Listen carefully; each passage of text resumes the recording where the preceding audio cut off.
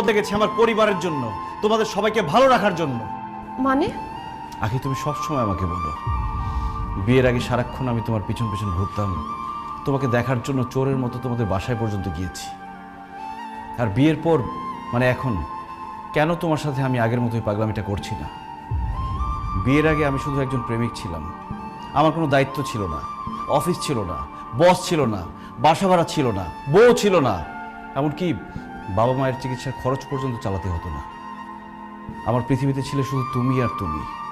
তাই শুধু তোমাকে দেখতে চাইতাম, তোমার পিছন পিছন ঘুরতাম, তোমার জন্য পাগল হয়ে যেতাম।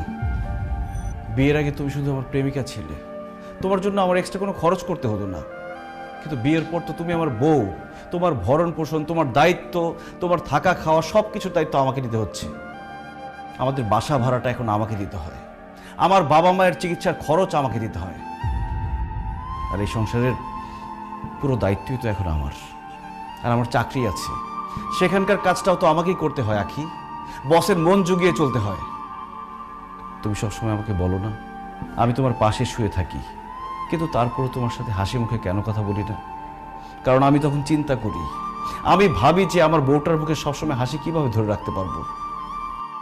ওই দিন তুমি সাজগোজ করে নতুন শাড়ি পরে আমার সামনে এসেছিলে, আর আমি তোমার প্রশংসা করিনি বলে তুমি আমার উপর রাগ করেছো। কিভাবে আমি তোমার প্রশংসা করব?